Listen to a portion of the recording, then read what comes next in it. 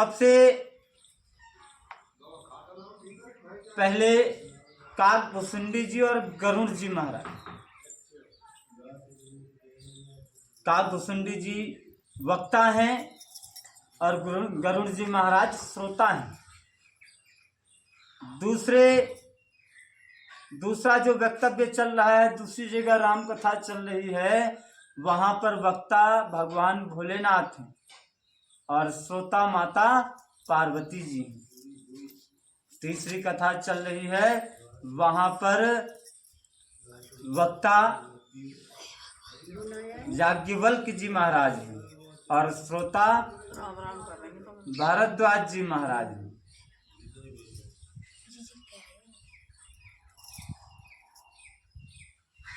और चौथे आपके सामने चल रही है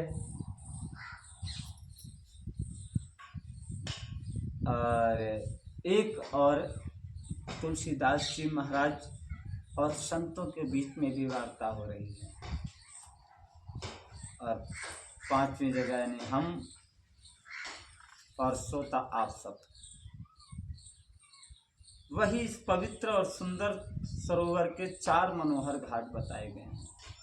चौथा घाट जहां भी सर्व समाज के बीच में राम कथा होती है, वही घाट बन जाता है।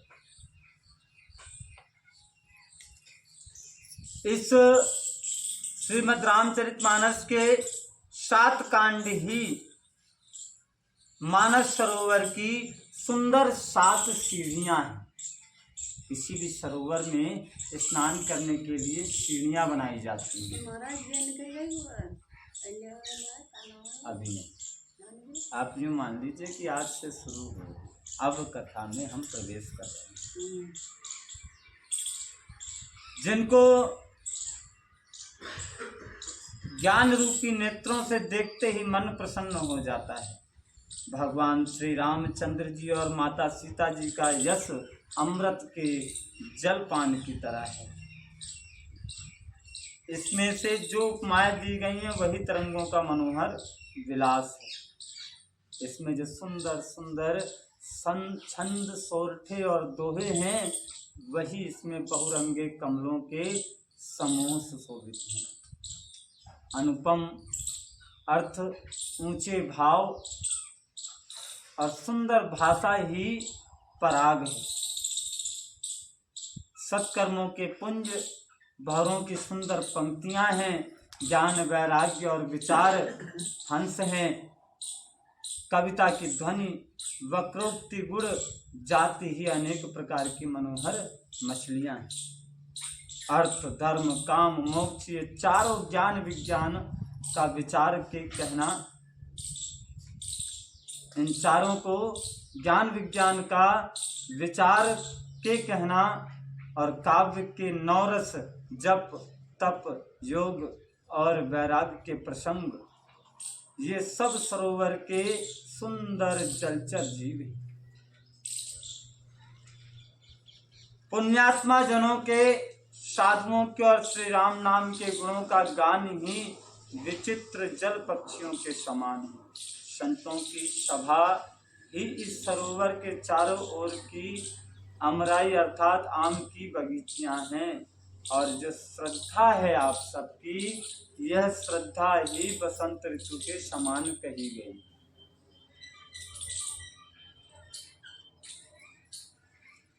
इस रामचरितमानस में और भी जो अनेक प्रसंगों की कथाएं हैं, वो ही इसमें तोते कोयल आदि रंग बिरंगे पक्षी हैं। कथा में जो रोमांच होता है वही वाटिका बाग और वन है, और जो सुख होता है वही सुंदर पक्षियों का विहार है। निर्मल मन ही माली है, जो प्रेम रूपी जल से सुंदर नेत्रों द्वारा उनको सींचता रहता है। जो लोग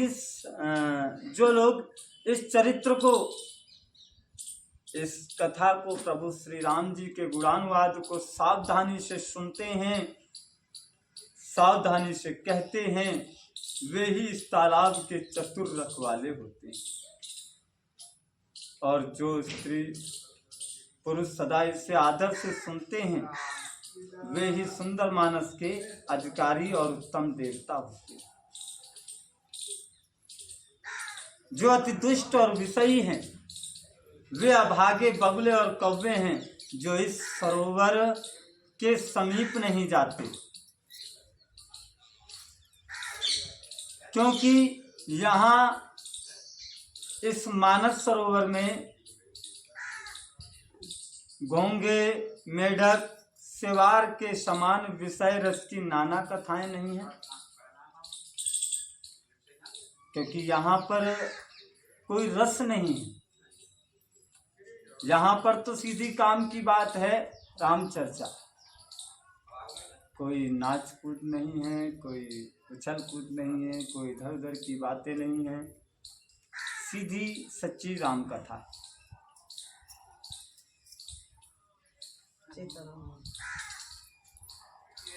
क्योंकि इस सरोवर तक आने में कठिनाइयां बहुत होती हैं। श्री राम जी की कृपा के बिना यहाँ तक आया नहीं जाता। यहाँ तक जहाँ हमको पता है कि बड़ा व्यास आ रहा है, जहाँ पता है कि हाँ वहाँ पर बहुत सारी सुविधाएं हैं, उठने बैठने की अच्छी व्यवस्था है, खूब एसी पंखा लगे हुए हैं, वहाँ पर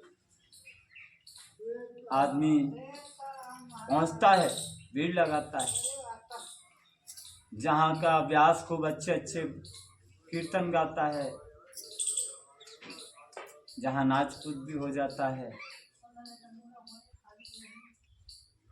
या अन्य जो प्रोग्राम होते हैं जहाँ पर बहुत बड़े बड़े सिंगर, बहुत बड़े बड़े गायक कलाकार आते हैं, फिल्मी गाने होते हैं, और जो तरह तरह के प्रोग्राम होते हैं उनमें बहुत सारी भीड़ लग जाती है। लेकिन जहाँ राम जी का प्रवचन होता है वहाँ पर पहुँचना, वहाँ पर तो हर कोई नहीं पहुँच सकता, बिना राम जी की कृपा के कोई नहीं पहुँच सकता। घोर कुसंग ही भयानक बुरा रास्ता है। जो कुसंग में रहता है उस कुसंग से भयानक रास्ता दूसरा कोई नहीं। कुसंगियों के वचन ही बाघ, सिंह और सांप हैं।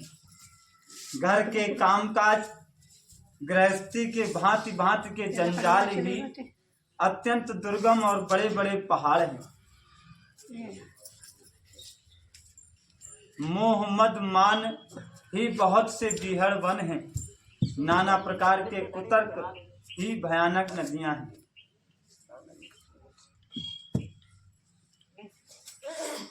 हमने कथा का समय इसीलिए ऐसा रखना चाहा जिसमें हम किसी के घर के कार्य को रोके नहीं। प्रयास ऐसा है हमारा। और तुलसीदास जी भी लिख रहे हैं स्पष्ट साफ साफ कि जो साधारण गृहस्थों के भी जो भांति भांति के जंजाल हैं, दुर्गम, यही जंजाल उनकी भक्ति और राम जी नाम के लक्ष्य को प्राप्त करने के सामने पहाड़ के बराबर अवरोध बन के खड़े रहते हैं। जैसे कहीं हमको रास्ते के सामने बीच रोड पे पहाड़ रख दिया जाए तो अब कहीं आने जाने की रास्ता ना बचे, ऐसे ही क्या है, मेरो ही काम रह रो है, अभी मेरो ही काम बाकी पड़ो, ही काम बाकी पड़ो है।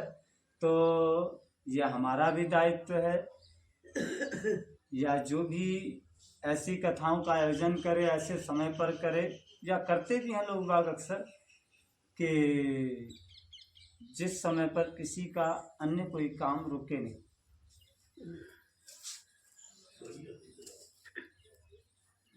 फिर मोह मद मान, ये बीहड़ वन की तरह है जहाँ पर मनुष्य नहीं मिलता। नाना प्रकार के कुतर्क होते हैं कि क्या करेंगे वहाँ जा कर के, यहाँ रहेंगे कुछ काम कर लेंगे, या ये कर लेंगे वो कर लेंगे, अनेक देर बतरा लेंगे। जिनके पास श्रद्धा रूपी राह खर्च नहीं है, जिनके पास श्रद्धा ही नहीं है और संतों का साथ नहीं है, और जिनको हमारे राम जी श्री रघुनाथ जी प्रिय नहीं हैं, उनके लिए यह मानस अत्यंत ही अगम है। अर्थात इस कथा में शामिल हो पाना उनके लिए उनके भाग्य में ही नहीं, उनके लिए यह मानस अत्यंत ही अगम है। अर्थात श्रद्धा, सत्संग और भगवत प्रेम के बिना इस राम कथा में शामिल होने के लिए आपके मन में राम जी के प्रति श्रद्धा होनी चाहिए। आप संतों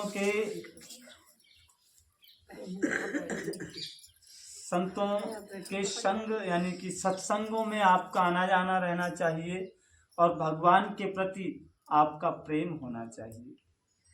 यदि कोई मनुष्य कष्ट उठाकर वहां तक पहुंच भी जाए, किसी के बारंबार कहने पर कोई मनुष्य कथा पांडाल तक पहुंच भी जाए,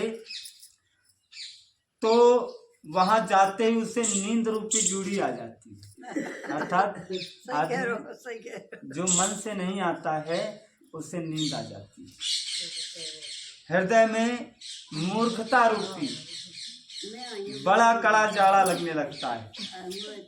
अर्थात हृदय में तर्क कुतर्क होने लगते हैं। ए महाराज जी तो ऐसा कैसे कह रहे, ऐसा तो हो ही ना सके, मौके तक ऐसा है रो या ऐसा होवन वाली बात है का। यानी कि तरह तरह के कुतर्क, बातों में मीन मेख निकालना, जिससे वहां जाकर भी वह अभागा स्नान करने से वंचित हो जाता है। सोचिए कि हम गंगा जी स्नान करने जाएं और आप सब लोग जाएं, मेरा मन नहीं गंगा जी स्नान करने का, लेकिन आप लोगों ने बहुत सारे तर्क दिए और हमारे गुरुदेव ने भी हमको आदेश कर दिया कि आपको जाना है, और हम फिर मजबूरी में आपके साथ चल दिए। मजबूरी में चल दिए अगर, तो वहां जा कर के फिर हम कई तो बहाने निकालेंगे कि ये मैं लत्ता ना लायो, ढैया ना लायो, मैं कैसे नहाऊंगा धोऊंगा। फिर आपने अगर कह दिया कि ना ना ठीक है मैं उड़ैया दे दूंगा अपने, तो फिर मैं मूड़ो बनाऊंगा, ये आपको पानी कतई मैलो है रो है, मैं तो साफ पानी में नहाए करूं, मैले पानी में कौन नहावे। हम कुल मिला के हमको स्नान ही नहीं करना है। और इसका मतलब ये नहीं, गंगा स्नान तो बहुत पवित्र स्नान होता है, हमारे भाग्य में ही नहीं है तो हम कैसे स्नान कर सकते हैं, बुरे बुरे विचार आएंगे। उस सरोवर में स्नान करना, उसका जलपान तो किया नहीं जाता, वह अभिमान सहित लौट आता है। हमारे भाग्य में तो था नहीं, जब हम लौट करके आए तो हम ये और कह रहे हैं हमने स्नान ही ना करो, हम क्यों स्नान करें, हम इनकी तरह पागल थोड़ी हैं। और फिर यदि कोई उससे वहां का हाल पूछता है तो वह अपने अभाग्य की बात नहीं कहता, अपने दुर्भाग्य की बात नहीं करता, सरोवर की या गंगा तट की निंदा करके उसे समझाता है। ए गंगा, ए वहां पर तो घने मैल पड़े हो, घने गंदगी पड़ी हुई, गंदगी नायबन बारी चीज है वो वहां पे।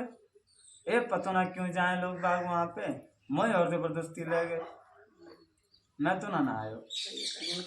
ऐसे ही यहाँ हमें कि जबरदस्ती तो यहाँ बुलाए जाए, पर उसके बाद मन से ना आए तो नींद आ जाए। और चलो आप लोगन ने अंगूर दे दे के जगायु राख्यो तो बातन में नींद मेघ निकलेगी। तो तमन्ना आ जाए बाबा मंदिर तो पहुंचे, तमन्ना आ जाए नहीं तो ठीक है, तो नींद मेघ निकलेगी कि महाराज जी ऐसा कैसे कह रहे, महाराज जी ऐसा कैसे कह रहे। और इन सब के पश्चात अगर नींद मेघ निकालते हुए जब नींद मेघ निकलेगी तो इसका मतलब कि हम उस बात को स्वीकार नहीं कर पाएंगे और राम कथा के जो वक्तव्य हमारे सामने आ रहे हैं हम उनको अपने हृदय में स्थान नहीं दे पाएंगे।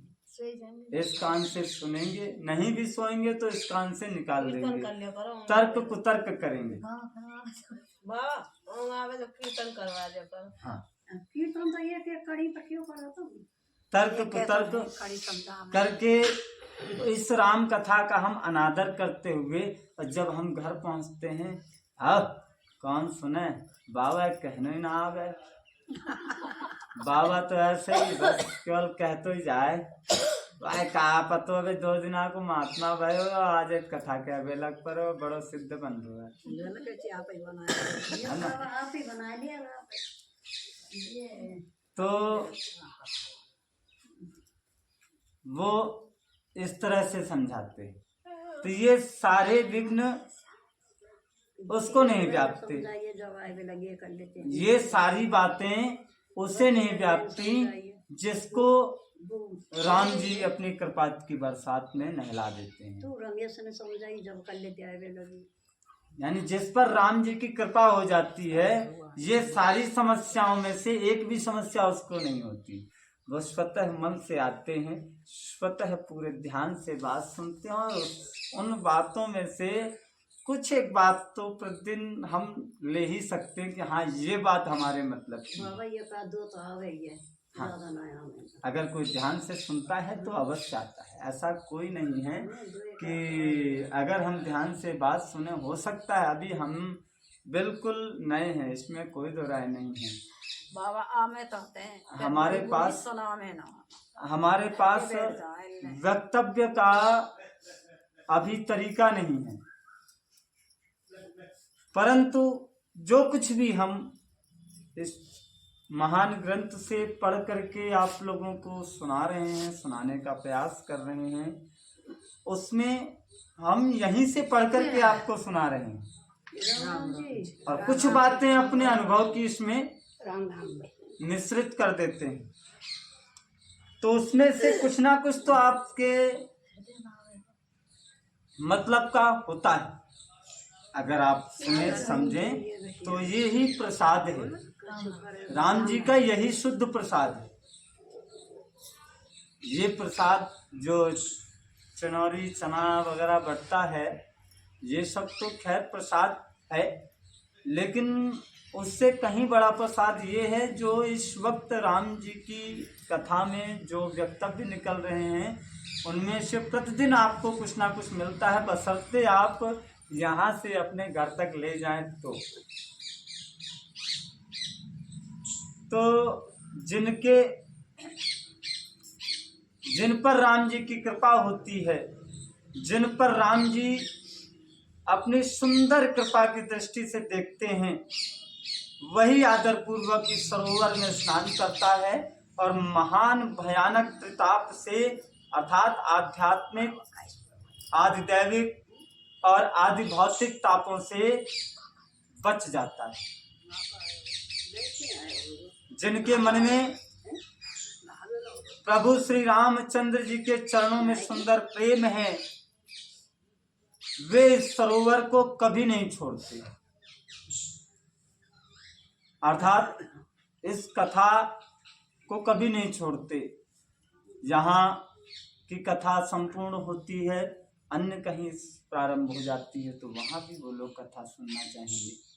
जो राम जी के प्रेमी हैं, जो राम जी के चरणार बिंदों के प्रेमी हैं, उनको इस कथा से कभी मोह भंग नहीं होता। सो हे भाई, जो इस सरोवर में स्नान करना चाहे वह मन लगाकर सत्संग करे। ऐसे मानस सरोवर को हृदय के नेत्रों से देखकर उसमें गोता लगाकर इस दास की बुद्धि निर्मल हो गई, हृदय में आनंद और उत्साह भर गया, प्रेम तथा आनंद का प्रवाह उमड़ आया।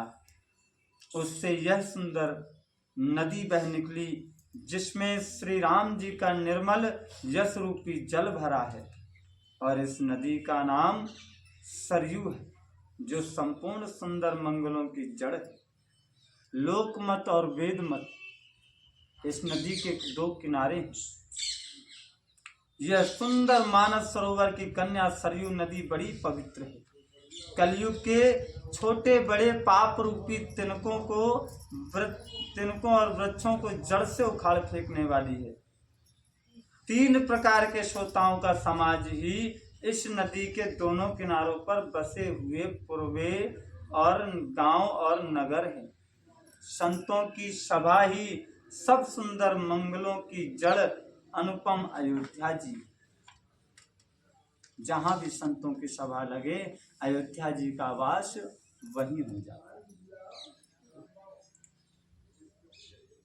इसीलिए कहा जाता है प्रथम तो किसी भी सत्संग संत सभा या किसी भी धार्मिक प्रोग्राम में जल्दी जल्दी किसी की मृत्यु नहीं होती, और जिसकी होती है वह अत्यंत सौभाग्यशाली होता है, क्योंकि राम नाम उसके या तो मुख में होता है या तो कानों में होता है। तो मृत्यु के समय, अंतिम समय, चाहे मुख से राम नाम निकले चाहे कानों में राम नाम पड़ जाए, अर्थात हृदय में तो राम नाम स्मरण हुआ ना, ऐसा होना ही व्यक्ति का मोक्ष प्राप्त होना है। कहते हैं कि ये राम नाम की माला जो फिरवाई जाती है कि भैया डेली राम राम राम राम राम राम करें, तो ये एक अभ्यास होता है। जब हम राम राम राम राम करते रहते हैं ताकि हमारे अंतिम समय में हमारे मुख से राम नाम आना चाहिए। अंतिम समय हमारे हृदय में हर क्षण हृदय में राम नाम का स्मरण चलते रहना चाहिए। ऐसी आदत बन जाए कि कभी भी एक क्षण भी रिक्त ना जाए, चाहे हम किसी अवस्था में भी हों, हमारे मन में राम जी के नाम की माला चलते रहनी चाहिए। हाथ पड़े हैं या कुछ भी काम कर रहे हैं, लेकिन हृदय की माला चलती रहनी चाहिए।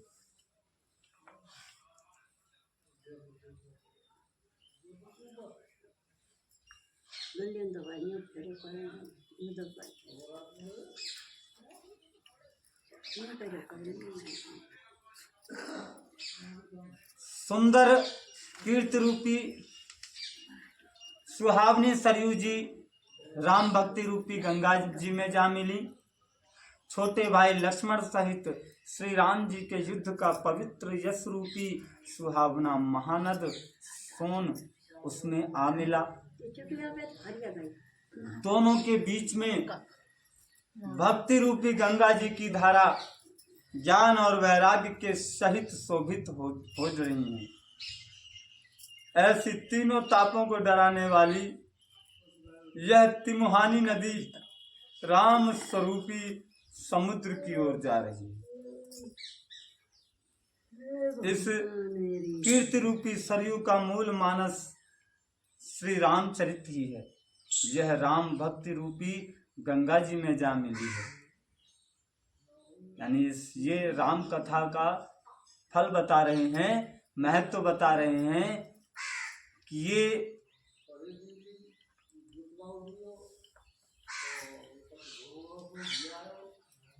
इसलिए इसे सुनने वाले सज्जनों के मन को यह कथा पवित्र कर देती है। इसके बीच बीच में जो भिन्न भिन्न प्रकार की विचित्र कथाएं हैं, वे ही मानो नदी तट के आसपास के वन और बाग हैं।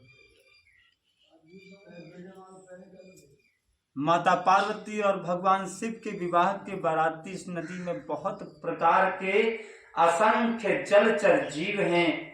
श्री रघुनाथ जी के जन्म की आनंद बधाइयां ही इस नदी के भंवर और तरंगों की मनोहरता है। चारों भाइयों के जो बाल चरित हैं, वे ही इस नदी के, वे ही इसमें खिले हुए रंग बिरंगे बहुत से कमल हैं। महाराज श्री दशरथ जी तथा उनकी रानियों और कुटुंबियों के सत्कर्म अर्थात पुण्य ही भ्रमर और जलपक्षी। माता सीता जी के स्वयंवर की जो सुंदर कथा है, वही इस नदी में सुहावनी छवि छा रही है। अनेकों सुंदर विचारपूर्ण प्रश्न ही इस नदी की नावें हैं और उनके विवेक युक्त उत्तर ही चतुर केवट है। इस कथा को सुनकर पीछे जो आपस में चर्चा होती है, वही इस नदी के सहारे सहारे चलने वाले यात्रियों का समाज है। शोभा पाता है। भगवान परशुराम जी का क्रोध इस नदी की भयानक धारा है और श्री रामचंद्र जी के श्रेष्ठ वचन ही सुंदर बंधे हुए घाट है। भाइयों सहित श्री रामचंद्र जी के विवाह का उत्साह ही इस कथा नदी की कल्याणकारिणी बाढ़ है जो सभी को सुख देती है। इसके कहने सुनने में जो हर्षित और पुलकित होते हैं वे ही पुण्यात्मा पुरुष हैं जो प्रसन्न मन से इस नदी में नहाते हैं। भगवान श्री रामचंद्र जी के राज तिलक के लिए जो मंगल साज सजाया गया वही मानो पर्व के समय इस नदी पर यात्रियों के समूह इकट्ठे हुए हैं। कैकेयी की कुबुद्धि ही इस नदी में काई है जिसके फल स्वरूप बड़ी भारी विपत्ति आ गई। संपूर्ण अनगणित उत्पातों को शांत करने वाला भरत जी का चरित्र जो है नदी तट पर किया जाने वाला जप यज्ञ, कलयुग के पापों और दुष्टों के अवगुणों के जो वर्णन है वे ही इस नदी के जल का कीचड़ और बगुले कौवे हैं। यह कीर्ति रूपिणी नदी 6 ऋतुओं में सुंदर है। सभी समय यह परम सुहावनी अत्यंत पवित्र है। इसमें शिव पार्वती का विवाह हेमंत ऋतु है। श्री रामचंद्र जी के जन्म का उत्सव सुखदायी शिशिर ऋतु है। भगवान श्री रामचंद्र जी के विवाह समाज का वर्णन ही आनंद मंगलमय ऋतुराज बसंत है। भगवान श्री रामचंद्र जी का वन गमन ही दुसह ग्रीष्म ऋतु अर्थात गर्मी का मौसम। मार्ग की कथा ही कली धूप और लू है। राक्षसों के साथ घोर युद्ध ही वर्षा ऋतु है जो देवकुल रूपी धान के लिए सुंदर कल्याण करने वाली है। भगवान श्री रामचंद्र जी के राज्यकाल का जो सुख, विनम्रता और बड़ाई है वही निर्मल सुख देने वाली सुहावनी शरद ऋतु है। सती शिरोमणि माता सीता जी के गुणों की जो कथा है वही इस जल का निर्मल और अनुपम गुण है। श्री भरत जी का स्वभाव इस नदी की सुंदर शीतलता है जो सदा एक सी रहती है और जिसका वर्णन नहीं किया जा सकता। चारों भाइयों का परस्पर देखना, बोलना, मिलना, एक दूसरे से प्रेम करना, हंसना, सुंदर भाईपन इस जल की मधुरता और सुगंध। मेरा आर्तभाव, विनय और दीनता इस सुंदर और निर्मल जल का कम हल्कापन नहीं अर्थात अत्यंत हल्कापन है। यह जल बड़ा ही अनोखा है जो सुनने से ही गुण करता है और आशा रूपी प्यास को और मन के मैल को दूर कर देता है। यह जल प्रभु श्री रामचंद्र जी के सुंदर प्रेम को पुष्ट करता है और कलयुग के समस्त पापों को, उनसे होने वाली ग्लानि को हर लेता है। संसार के इस भवसागर रूपी जन्म मृत्यु के श्रम को सोख लेता है अर्थात इस कथा के सुनने से और इस पर अमल करने से जन्म और मरण दूर हो जाता है। जन्म मरण के झंझटों से हम दूर हो जाते हैं। संतोष को भी संतुष्ट करने वाली ये कथा है।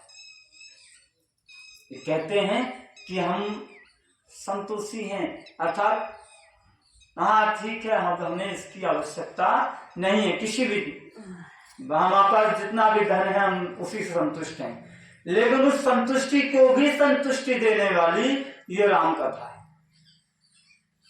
अगर हम इसको अपने मन में, अपने हृदय में स्थान दें तो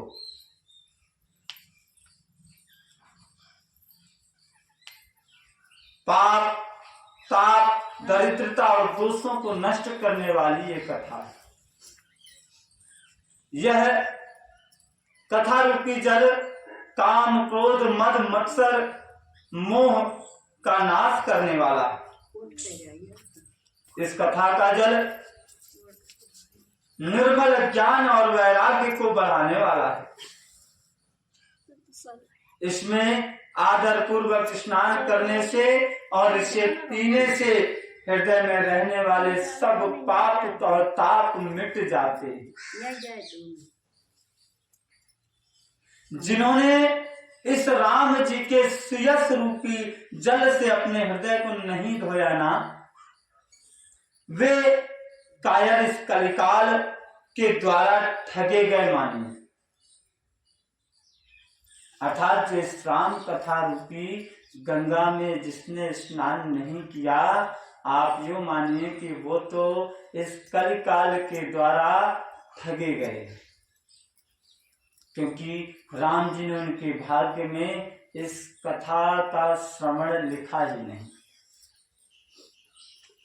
जैसे एक प्यासा हिरण सूर्य की किरण के रेत पर पड़ जाने पर उसे जल समझ लेता है और उस रेत की चमक की तरफ भागता है और वहां जाकर देखता है तो सूखी रेत देख करके दुखित हो जाता है।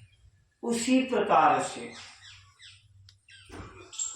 वे इस कलिकाल घोर कलयुग के ठगे हुए जीव विषयों में ही अपना सुख जान करके ऐसा करेंगे और दुखी होंगे। आज के समाज में क्या है कि हम सब अपना सच्चा सुख किस में मानते हैं? हम सच्चा सुख मानते हैं कि हमारे पास अच्छी गाड़ी हो, हमारे पास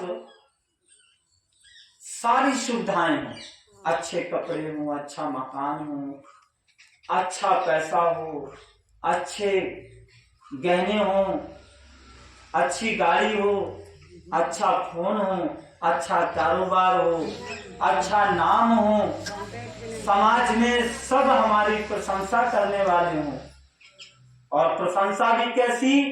चापलूसी वाली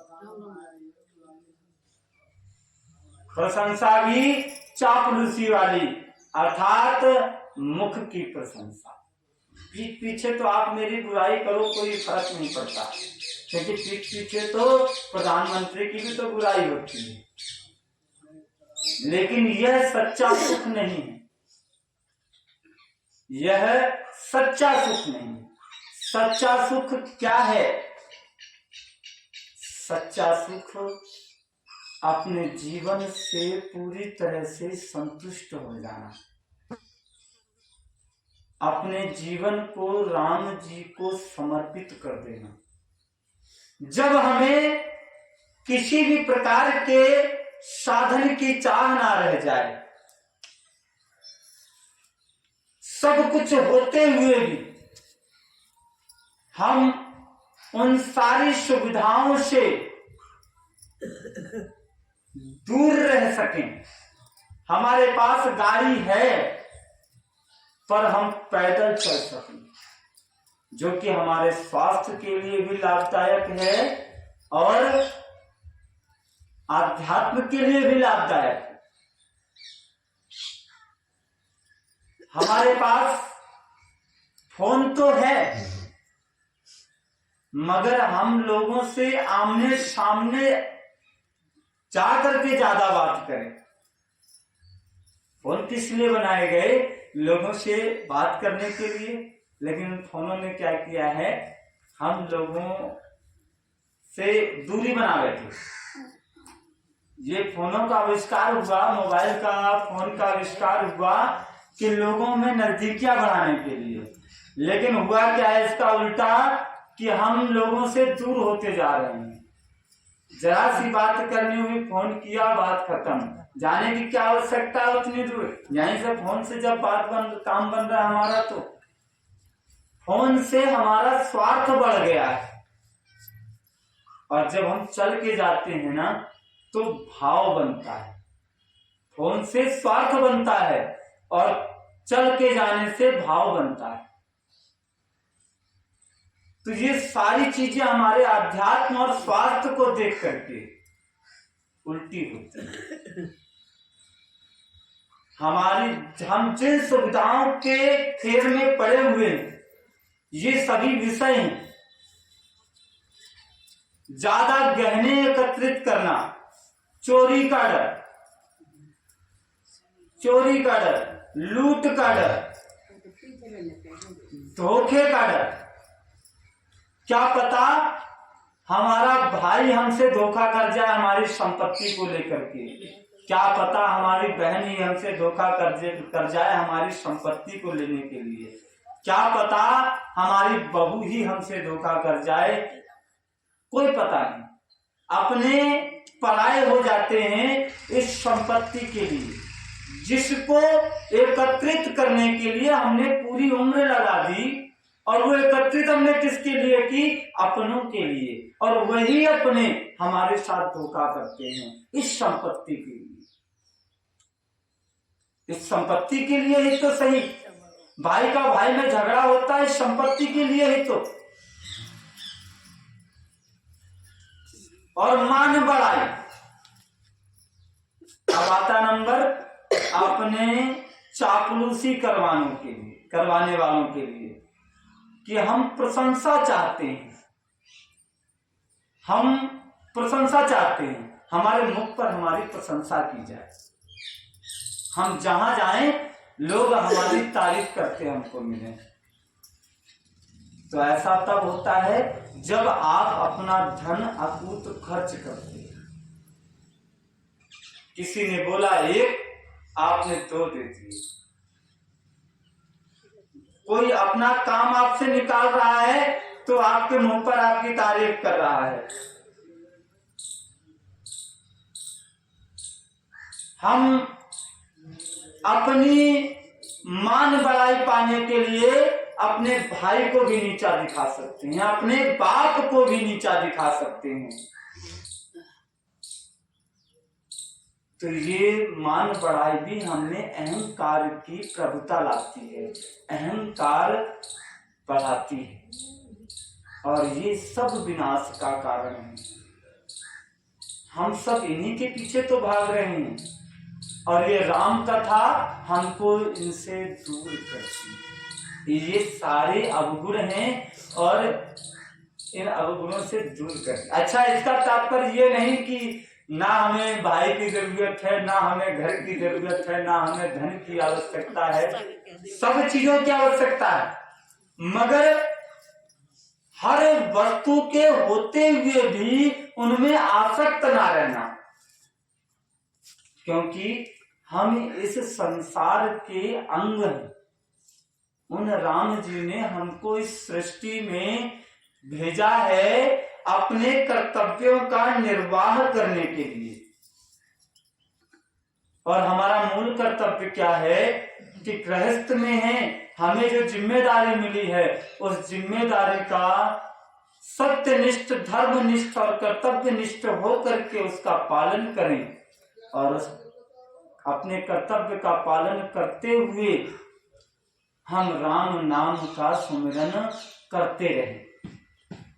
आपको पता है, जब आप अपने सारे धर्मों का पूरी निष्ठा के साथ पालन करते हुए आपने एक नाम ले लिया, तो एक जो एकांत में बैठा हुआ महात्मा है ना, उसकी एक पूरी माला के बराबर होता है।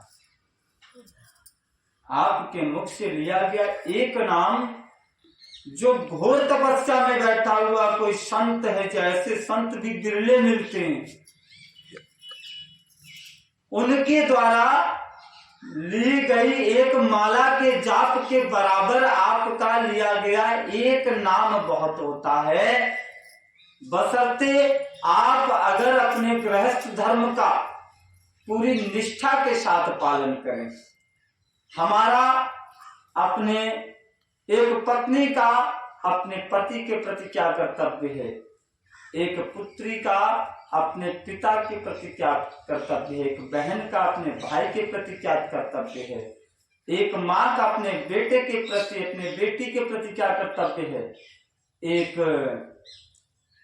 पुत्र का अपने माँ बाप के प्रति क्या कर्तव्य है, एक भाई का अपने भाई बहनों के प्रति क्या कर्तव्य है, बड़े का छोटे के साथ क्या कर्तव्य है, छोटे का बड़े के साथ क्या कर्तव्य है, एक मित्र का दूसरे मित्र के साथ क्या कर्तव्य है, एक बेटे का अपने बाप माँ बाप के साथ क्या कर्तव्य है, अपने अन्य लोगों के साथ, अपने समाज के साथ क्या कर्तव्य है। अगर हम अपने कर्तव्यों का सिर्फ सही तरीके से उनका निर्वाह कर ले जाएं, तो ये भी तो एक भजन है, ये भी एक पूजा है। हमें कहीं अन्य नहीं भटकना पड़ेगा।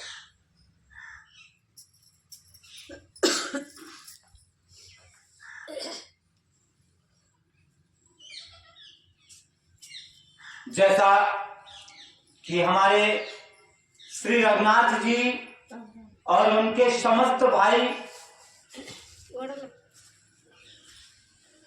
आपस में जैसा प्रेम करते हैं, जैसा अपने कुटुंब से बर्ताव करते हैं, यह सीखने योग्य है।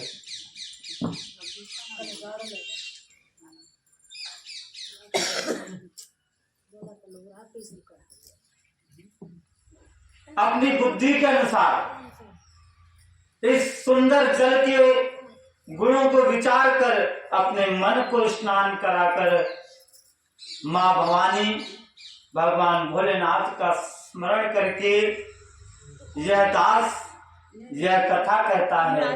अब मैं प्रभु श्री रघुनाथ जी के चरण कमलों को हृदय में धारण करके उनका प्रसाद पाकर दोनों श्रेष्ठ मुनियों के मिलन का सुंदर संवाद वर्णन करता हूँ।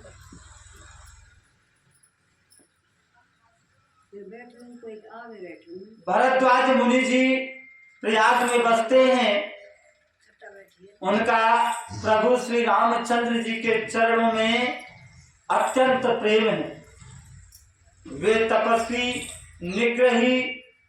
निग्रहित चित्त, जितेंद्रिय और दया के निधान और परमार्थ मार्ग में बड़े ही चतुर हैं। माघ में जब सूर्य मकर राशि में आते हैं तब सब लोग तीर्थराज प्रयाग में जाते हैं, जिसे अब तो प्रयागराज के नाम से जाना जाता है। अभी कुछ दिन पहले तक इलाहाबाद के नाम से लोग जानते थे। देवता, दैत्य, किन्नर, मनुष्यों के समूह सब आदर पूर्वक इस त्रिवेणी संगम में स्नान करते हैं। श्री वेणी माधव जी के चरण कमलों को पूजते हैं और अक्षय वट का स्पर्श पाकर उनके शरीर पुलकित होते हैं। भारद्वाज जी का आश्रम बहुत ही पवित्र और परम रमणीय और श्रेष्ठ मुनियों के मन को भाने वाला है। तीर्थराज प्रयाग में जो स्नान करते हैं ना, उन ऋषि मुनियों का समाज वहां उन भरद्वाज जी के आश्रम में जुटता है। प्रातः काल सब उत्साह पूर्वक स्नान करते हैं और फिर परस्पर भगवान के गुणों की कथाएं कहते हैं।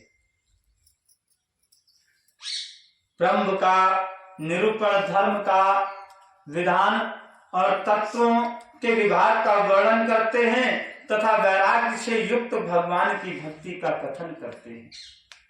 इसी प्रकार माघ महीने भर स्नान चलता है, फिर सब अपने अपने आश्रमों को वापस चले जाते हैं। हर साल वहां इसी तरह बड़ा आनंद होता है। मकर में स्नान करके मुनिगण चले जाते हैं। एक बार की बात है कि पूरे मकर भर स्नान करके जब सब मुनीश्वर अपने अपने स्थान को वापस लौट गए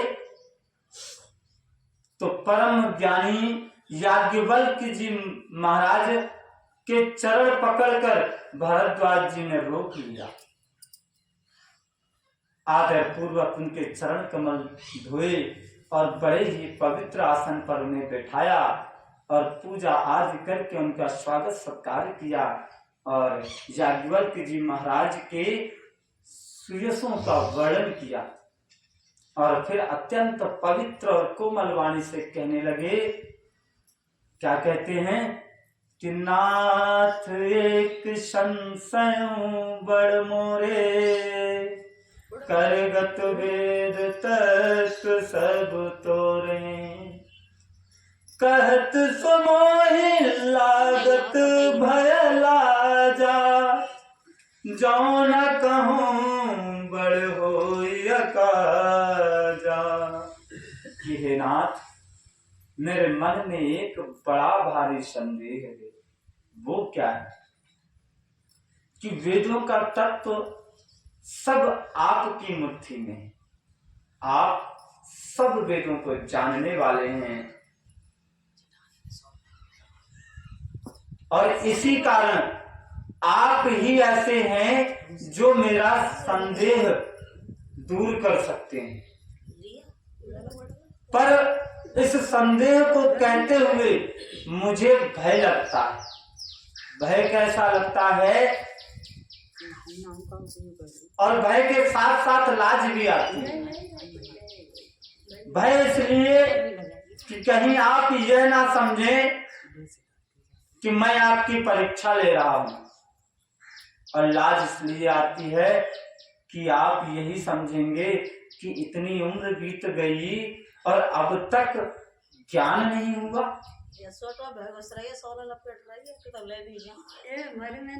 और यदि यह संदेह आपके सामने नहीं रखता हूं तो मुझसे बड़ा मोह तो कोई नहीं होगा, क्योंकि आपके सामने संदेह ना रखने पर मुझे बड़ी हानि होगी, मेरा बहुत नुकसान होगा। नुकसान क्यों होगा? कि मैं अज्ञानी ही बना रहूंगा। संत कहीं असनीति प्रभु, श्रुति पुराण मुनिगा, होई न विमल विवेक उरे, गुरसन किए दुरा। हे प्रभु, संत लोग ऐसी नीति कहते हैं, ऐसा ही मार्ग बताते हैं, और वेद पुराण और मुनिजन भी ऐसा ही कहते हैं। क्या कहते हैं कि गुरु के साथ छिपाव कहने पर, गुरु के साथ अगर छिपाव किया जाए तो हृदय में निर्मल ज्ञान नहीं हो सकता। मुझे पता है कि मेरे अंदर ये कमी है या मुझे इस बात पर संदेह है, अगर वह मैं अपने गुरु के समक्ष संदेह को नहीं रखूंगा तो उसे कौन दूर करेगा। ऐसा ही हर शिष्य को चाहिए। किसी भी शिष्य को यह नहीं सोचना चाहिए कि ए पतो ना मेरो गुरु बता पाएगा कि ना बता पाएगा।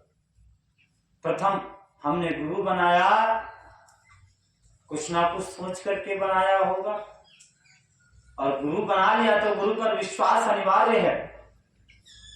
गुरु के सामने हमें अपने हर संदेह को रखना चाहिए और गुरु जो मार्ग बताए हमें उस मार्ग पर चलना चाहिए। विशेष आध्यात्म की बात, क्योंकि गुरु हमने आध्यात्म के लिए बनाया है, गृहस्थ कार्यों के लिए नहीं बनाया। गृहस्थ कार्यों पर उपदेश करने का अधिकार नहीं, मगर आध्यात्म की हर बात हो सकता है कि हमको उल्टी लग जाए, लेकिन आध्यात्म की हर बात हमें अपने गुरु की माननी चाहिए। क्योंकि गुरु को हमसे कहीं ज्यादा अनुभव है, क्योंकि वो हमसे पुराने संत हैं। हो सकता है कि गुरु की उम्र हमसे छोटी हो सकता है, उम्र का अनुभव तो हमसे कम हो सकता है, मगर आध्यात्म का अनुभव, क्योंकि आध्यात्म की उम्र आपसे कहीं ज्यादा हो सकती है। क्योंकि आपने किसी को अपना गुरु बनाया तो वो आध्यात्म में आपसे पहले है, उसके पास आपसे कहीं ज्यादा आध्यात्म का अनुभव है। इसलिए आपके मन में कोई भी संदेह है तो निसंदेह आप अपने गुरु के पास जाकर के अपने संदेह को व्यक्त कर सकते हैं और आध्यात्म से संबंधित हर संदेह का निवारण जो भी गुरु करते हैं, जो भी उसका उपाय बताते हैं, हमें अपने गुरु पर श्रद्धा और विश्वास करके उस मार्ग पर चलना चाहिए। यहाँ पर इतने बड़े मुनि हैं, भारद्वाज जी महाराज अपने गुरुदेव याज्ञवल्क्य जी महाराज के प्रति यही भाव समर्पित कर रहे हैं और हम सबको यही सिखा रहे हैं।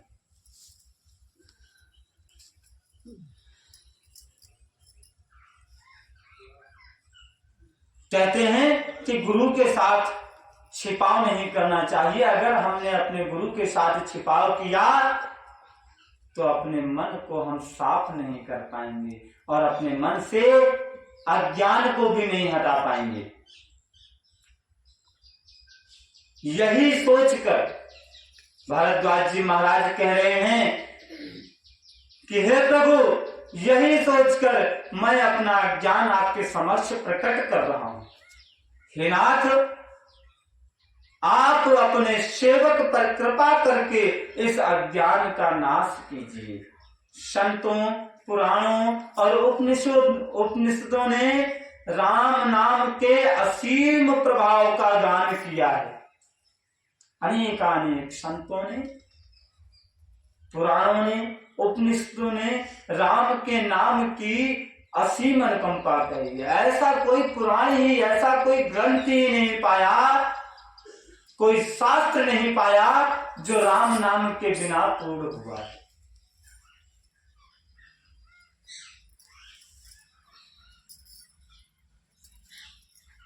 कल्याण स्वरूप ज्ञान और गुणों की राशि अविनाशी भगवान शंभु, भगवान भोलेनाथ निरंतर राम नाम का ही जाप करते रहते हैं। संसार में 4 जाति के जीव हैं। काशी में मरने वाले सभी परम पद को ही प्राप्त करते हैं। हे मुनिराज, वह भी राम नाम की ही महिमा है,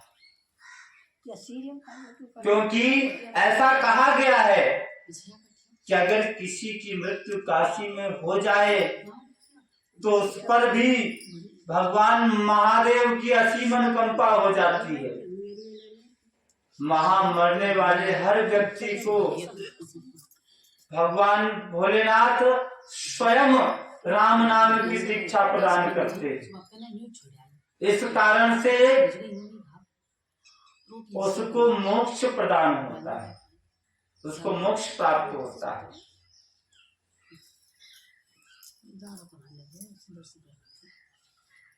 हे मुनिराज, वह भी राम नाम की ही महिमा है, क्योंकि शिव जी महाराज दया करके काशी में मरने वाले जीव को भी राम नाम का ही उपदेश करते हैं, इसीलिए उनको परम पद मिलता है। हे प्रभु, अब मैं आपसे पूछता हूँ कि वो राम कौन है? वो राम कौन है? हे कृपा के निधान, मुझे समझा कर कहिए। तो जागवत जी महाराज कहते हैं, आपने पूछा कि वो राम कौन, तो आप गिरजन में दूसरे राम कौन? तो भारद्वाज जी महाराज कहते हैं कि एक राम अवधेश कुमार, तिनकर चरित विदित संसारा, नारी विरह दुख लहू अपारा, भयो रो सुरन रावण मारा, भयो रो सुरन रावण मारा। एक राम तो अवध नरेश महाराज दशरथ जी के कुमार हैं और उनका चरित्र सारा संसार जानता है। उन्होंने स्त्री के विरह में अपार दुख उठाया है और क्रोध आने पर युद्ध में उन्होंने रावण का वध कर दिया।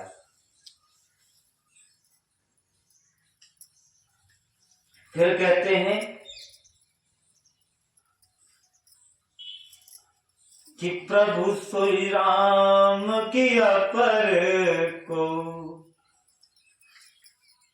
जाहि जपत त्रिपुरारी सत्य धाम सर्वज्ञ तुम कहाँ हो विवेक विचारी। कहते हैं कि हे प्रभु, ये वही राम हैं या कोई दूसरे भी राम हैं? मैं तो ये पूछना चाहता हूं, ये वही राम है जिनको शिवजी जपते हैं या जिनको शिवजी जपते हैं वो कोई दूसरे हैं? आप सत्य के धाम हैं, आप सत्य जानने वाले हैं और आप सब कुछ जानते हैं, तो जरा ज्ञान विचार कर कहिए कि क्या है। कहते हैं कि हे नाथ, जिस प्रकार से मेरा यह भारी भ्रम मिट जाए, आप वही कथा पर थोड़ा विस्तार से, क्योंकि मैं अबोध हूं, मैं संक्षेप की बात समझ नहीं पाता, इसलिए विस्तार से कहिए। इस पर याज्ञवल्क्य जी मुस्कुरा दिए। कहते हैं कि श्री रघुनाथ जी की प्रभुता को तो तुम जानते हो, तुम सब जानते हो। कहते हैं कि राम भगत तुम मन क्रम बानी, चतुराई तुम्हारी मैं जानी, चाहूं सुने राम गुण गूढ़ा, कीन्हु प्रसन्न मनहु अति मूढ़ा। कहते हैं हे भरद्वाज जी, हम सब जानते हैं, तुम मन वचन और कर्म से श्री राम जी के अनन्य भक्त हो। तुम्हारी चतुराई को मैं जान रहा हूं। तुम प्रभु श्री राम जी के रहस्यमय गुणों को सुनना चाहते हो और समस्त समाज को सुनाना चाहते हो, इसीलिए तुमने ऐसा प्रश्न किया कि मानो कि तुम बड़े ही मूढ़ हो। तात सुनहु सादर मन लाई, कहूं राम के कथा सुनाई, महामोह मही से सुबसारा, राम कथा कलिकाल कराला, राम कथा सती किरण समाना,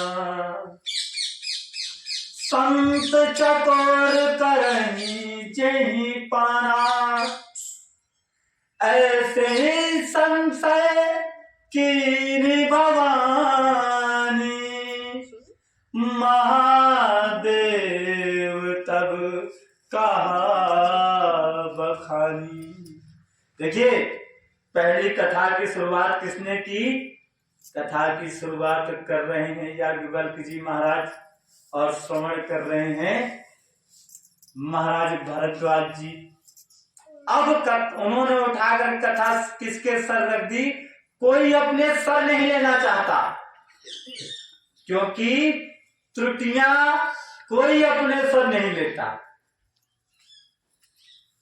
पर उसके लिए चाहिए कि हमारा बड़प्पन भी हमारा नहीं है, और यही सत्य है।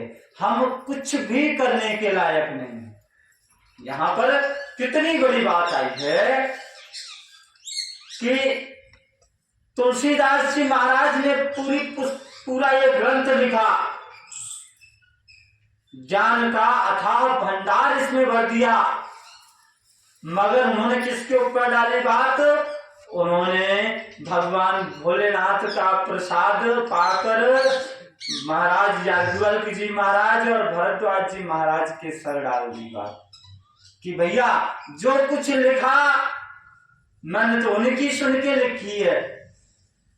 और याज्ञवल्क्य जी महाराज जो भारद्वाज जी महाराज को सुना रहे हैं तो वो किसके सर पर डाल के सुना रहे हैं? भगवान भोलेनाथ के सर पर डाल के सुना रहे हैं, क्योंकि वो ही आदि गुरु हैं।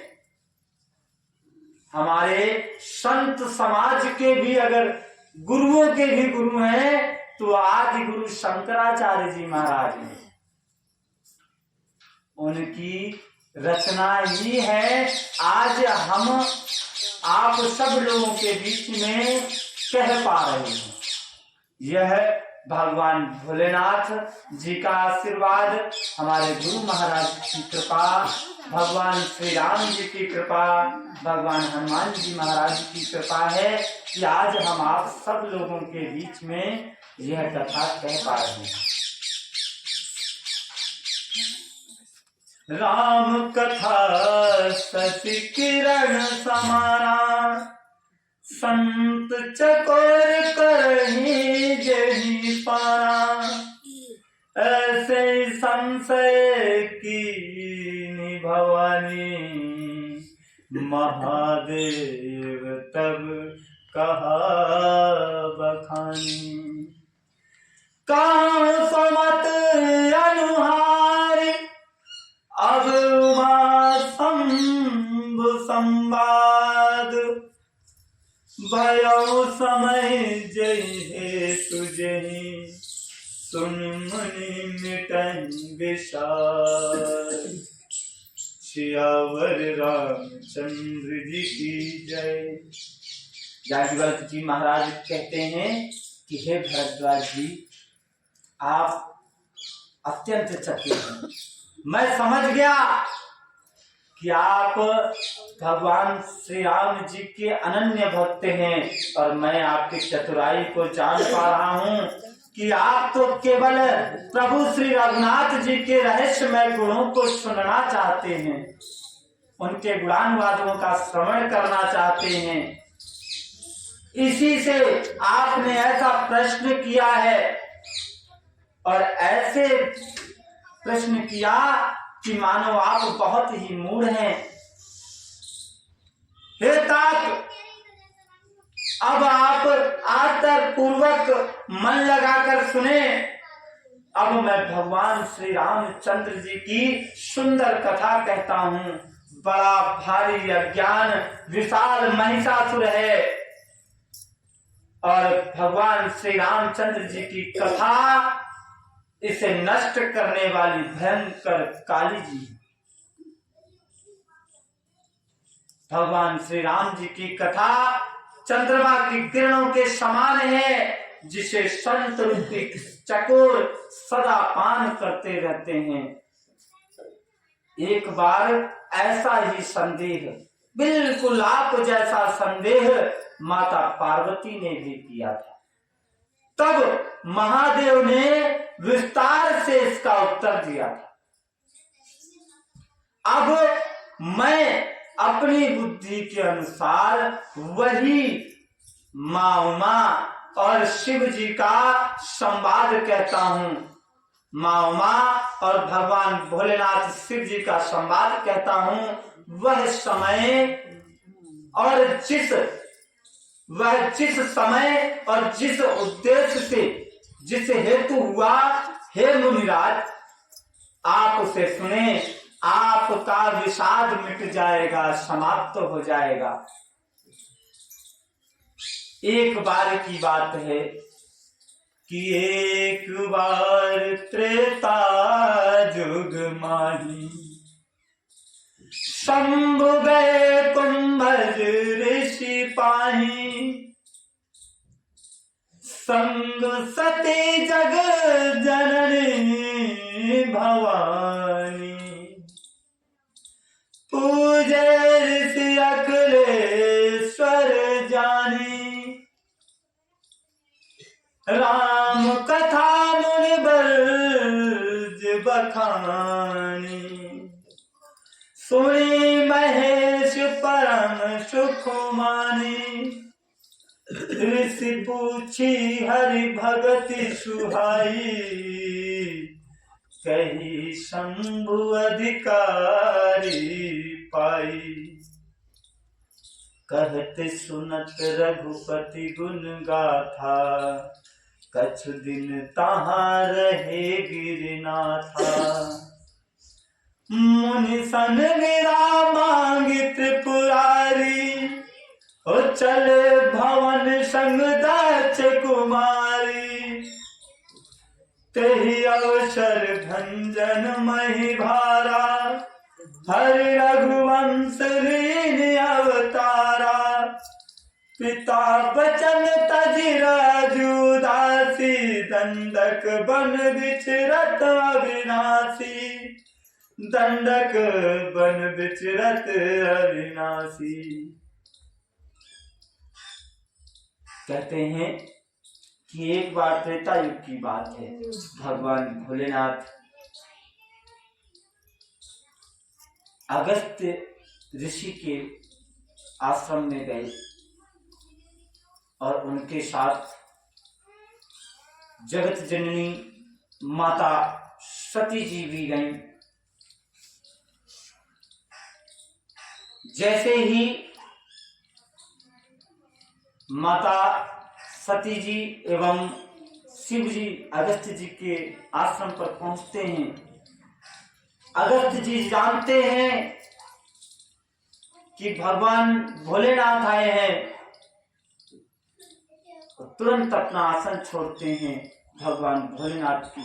अच्छा, वहां जाने से पहले का संवाद हमें स्मरण होता है कि जब भगवान भोलेनाथ चलने की तैयारी करते हैं तो माता सती पूछती हैं, भगवान कहाँ चल रहे हैं?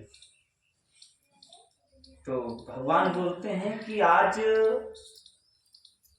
अगस्त्य जी की समाधि खुलने वाली है, अगस्त्य जी महाराज की समाधि खुलने वाली है, और आज का मुहूर्त और समय बहुत अच्छा है।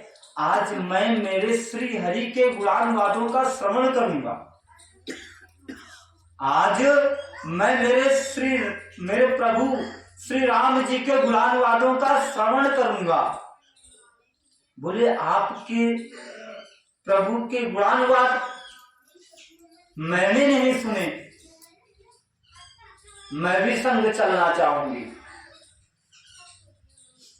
तो भगवान भोलेनाथ ने कहा, ये तो अति उत्तम बात है, हरि का गुणानुवाद तो अत्यंत सौभाग्य से प्राप्त होता है, मगर ध्यान पूर्वक चलना, अपने अहम भाव को समाप्त करके चलना,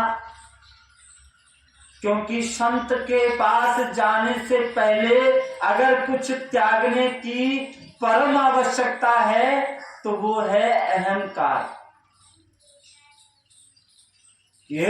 या का पतो, या मैं इतनी बड़ी धनवान, मैं तो बड़ो धन वालों, मुँह पे तो पैसा, गाड़ी बंगला सब कुछ, मुझे ज्यादा ध्यान देना चाहिए कि मैं आपकी ज्यादा सेवा कर रहा हूँ, तो मेरो बाबा जी मेरो ध्यान ज्यादा देना चाहिए कि मैं बहुत बड़ी पहुंच वाला हूँ, मैं एमएलए हूँ, मैं प्रधानमंत्री हूँ, मैं अधिकारी हूँ, कि बाबा जी मेरा ध्यान ज्यादा देना चाहिए। ऐसा नहीं होना चाहिए। आप वहां चलें तो ये अवगुण तो बिल्कुल दूर कर देना, सावधान कर दिया पहले भोलेनाथ ने। माता सती कहने लगी, भगवान जिस आप मेरे पूजनीय हैं और जो आपके पूजनीय हैं, उनकी कथा, उनके गुणानुवाद सुनना तो मेरे लिए सौभाग्य की बात है, मैं भी अवश्य चलूंगी। और अत्यंत सावधानी से सुनिए। माता सती और भगवान भोलेनाथ चल दिए हैं। जैसे ही भगवान भोलेनाथ पहुंचे, अगस्त जी महाराज ने जैसे ही समझा, देखा भगवान भोलेनाथ पधारे हैं, वो उठ के खड़े हुए और भगवान भोलेनाथ के चरण पखारने लगे और उनका सम्मान पूजन करने लगे, क्योंकि वो तो त्रिगुणात्म की माया के तीसरे स्वरूप तमोगुणी स्वरूप थे। तो माता सती के मन में संदेह उत्पन्न हो गया। यही संदेह उत्पन्न हो गया, उन्होंने सोचा कि सिखाने वाला जिसके पास आप यहाँ हमारे पास कथा सुनने आए, तो आप हमारा सम्मान करेंगे कि हम आपका सम्मान करेंगे?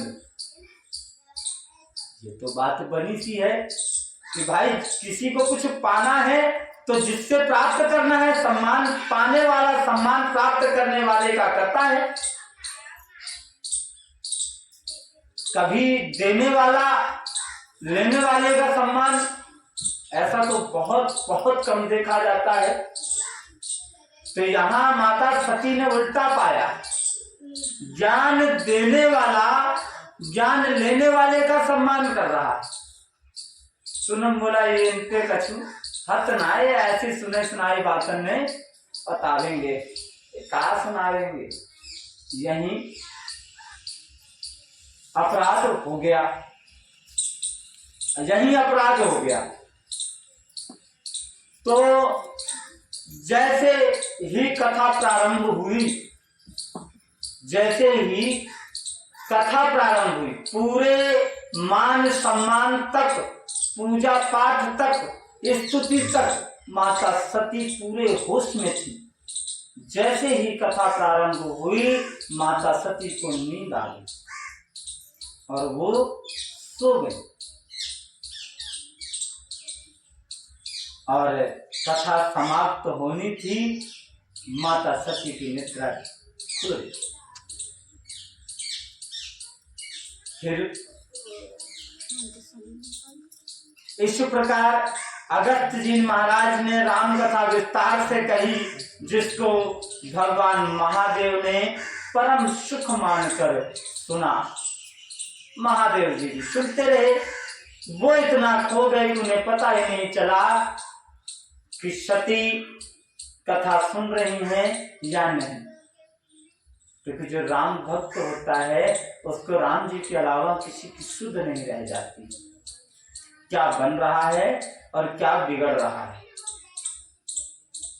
जिसके मन में राम जी बस जाते हैं, ये हालत उसकी होती है। भक्त तो सब हैं, हम भी हैं, आप भी हैं, लेकिन हृदय में राम जी ने वास कर लिया हो तो उसकी स्थिति अवधूतों की हो जाती है।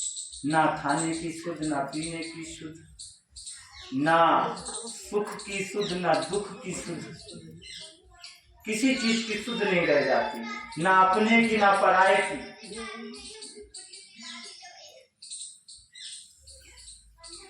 फिर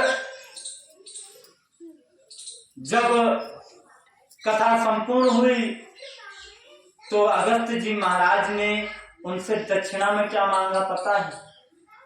अब यहाँ माता सती जी सामने खड़ी हैं,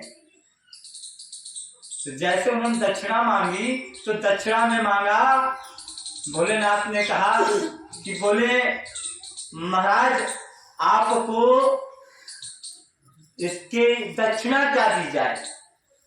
तो अगस्त जी महाराज कहते हैं कि हे भगवान, हे महादेव, आप तो परम आचार्य हैं, आप तो स्वयं आदि गुरु हैं, और आपसे अगर कुछ दक्षिणा प्राप्त की जाए तो बहुत सोच समझ करके उत्तम दक्षिणा प्राप्त होनी चाहिए। दक्षिणा क्या मांगी है कि मुझे हरि की भक्ति का उपाय बताइए।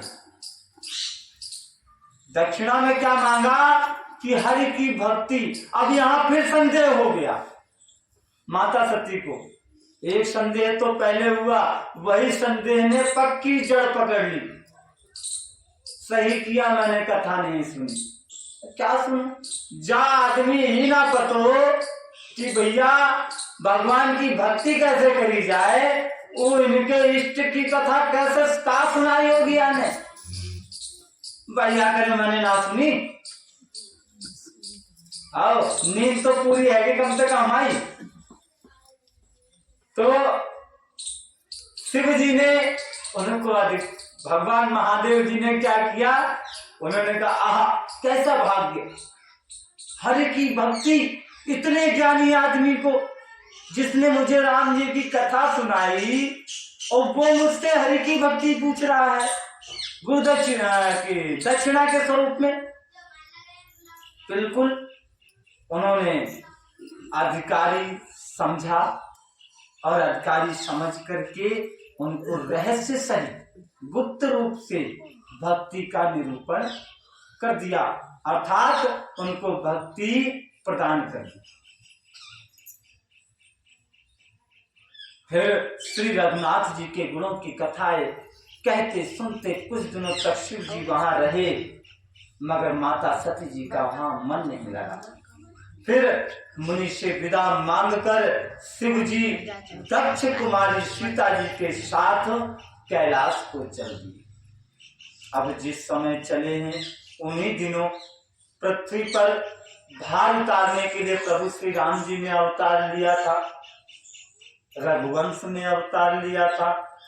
वे अविनाशी भगवान उस समय पिता के वचन से अपने राज्य सुख का त्याग करके तपस्वी वेश में दंडक वन में विचरण कर रहे थे। होता क्या है, जैसे ही भगवान भोलेनाथ वहां से आकाश मार्ग से निकलते हुए जा रहे थे, भगवान भोलेनाथ जी मन में विचार कर रहे हैं कि प्रभु ने अवतार तो लिया है, अब मैं प्रभु के दर्शन किस प्रकार करूं, क्योंकि गुप्त रूप है प्रभु का। प्रभु ने मनुष्य शरीर में जन्म लिया है, मनुष्य शरीर में अवतार लिया है, उनका कोई चमत्कार नहीं करना है। रावण को भी यह वरदान प्राप्त है कि मनुष्य ही मानव के द्वारा ही उसका वध किया जाए। अगर मैं प्रभु से प्रभु करके मिलूंगा तो इस रहस्य का उद्घाटन हो जाएगा, इस रहस्य को सब जान जाएंगे, इसलिए मैं साक्षात या ऐसे नहीं मिल सकता। कैसे दर्शन हो प्रभु के, प्रभु के दर्शन की अभिलाषा लेकर वो मन में विचार कर रहे हैं। फिर क्या होता है, भगवान शंकर जी के हृदय में इस बात को लेकर बड़ी खलबली उत्पन्न हो गई, परंतु सती जी अब इस भेद को नहीं जान पाए। तुलसीदास जी कहते हैं कि शिव जी के मन में भेद खुलने का डर, परंतु दर्शन के लोभ से उनके नेत्र ललचा रहे। रावण ने ब्रह्मा जी से अपनी मृत्यु मनुष्य के हाथों से मांगी थी, और ब्रह्मा जी के वचनों को प्रभु सत्य करना चाहते हैं। हमारे रघुनंदन जी सत्य करना चाहते हैं। मैं जो उनके पास अगर पहुंच गया तो पछतावा रह जाएगा। फिर रावण से भी यह बात छिपी नहीं रह जाएगी कि प्रभु आ चुके। इस प्रकार शिव जी विचार कर ही रहे थे, परंतु कोई भी तरीका उनको मिल नहीं रहा था कि मैं ऐसा क्या करूं जिससे मुझे प्रभु के दर्शन हो जाएं। ऐसा विचार करते करते शिव जी चिंता में चले गए। उसी समय रावण ने आकर के माता सीता जी का हरण कर लिया, और रावण को उस वक्त कुछ पता नहीं था, राम जी के प्रभु के प्रभाव का कुछ भी पता नहीं था। उस मृग रूपी मारीच को मारकर जब प्रभु श्री राम अपनी कुटिया में वापस आए तो उन्होंने माता जानकी को देख ना पाकर उनके नेत्रों में आंसू आ गए, वो विलाप करने लगी। श्री रघुनाथ जी मनुष्यों की भांति, साधारण मनुष्यों की भांति विरह से व्याकुल हो रहे हैं। दोनों भाई वन में सीता जी को खोजते हुए फिर रहे हैं, विलाप कर रहे हैं। जिनके कभी कोई संयोग वियोग नहीं है, ऐसे प्रभु उनमें प्रत्यक्ष विरह का दुख देखा गया। अति विचित्र रघुपति चरित्र, जाने परम सुजान, जय मते मंद विमोह बस, हृदय धरे कछुआन, हृदय धरहु कछुआन। श्री रघुनाथ जी का चरित्र बड़ा ही विचित्र है। उसको बहुत पहुंचे हुए ज्ञानी जन ही जान पाते हैं। जो मंद बुद्धि है वे तो विशेष रूप से मोह के वश होकर हृदय में अन्य बात ही समझ बैठते हैं। शंभु समय तेरी राम ही देखा, उपजा हर शुभ शेखा, भरी लोचन छवि सिंधु निहारी, कुसुमय जानकी चिन्हारी, कुसुमय जानकी चिन्हारी। श्री शिव जी ने उसी समय श्री रघुनाथ जी को देखा और उनके हृदय में बहुत भारी आनंद उत्पन्न हो गया। उन शोभा के समुद्र श्री रामचंद्र जी ने श्री रामचंद्र जी को शिव जी ने देखा तो नेत्र भर देखा, परंतु अवसर को ठीक ना जानकर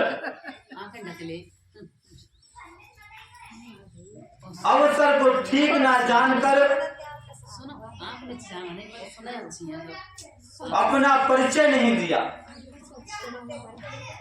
और जगत के पवित्र करने वाले सच्चिदानंद की जय हो। राजा रघुराज राजा रामचंद्र जी की जय हो। इस प्रकार कहते हुए कामदेव का नाश करने वाले श्री शिव जी चल पड़े, नाचने लगे। शिव जी बार बार आनंद से पुलकित होते जा रहे हैं, सती जी के साथ चले जा रहे हैं। जैसे ही माता सती जी ने देखा, सती जी की क्या दशा होती है, कहते हैं कैसे कहते हैं तुलसीदास जी महाराज कि सती सो दशा शंभु के देखी, उपजा संदेह विसेखी, शंकर जगत बंद जगदीशा, सुर नर मुनि सब नावत सीसा, तीनु नृप सुतहि कीन परनामा, कही सच्चिदानंद परधामा, और भय मगन सविता सुबिलोकी, अजहु प्रीत उर रहति न रोकी, अजहु प्रीत उर रहति न रोकी। के ब्रह्म जो व्यापक बिरज अजय, अकल अभेद, सो की देह धरी हो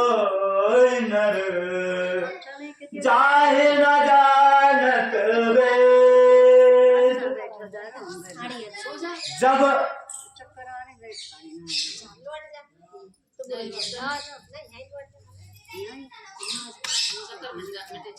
जब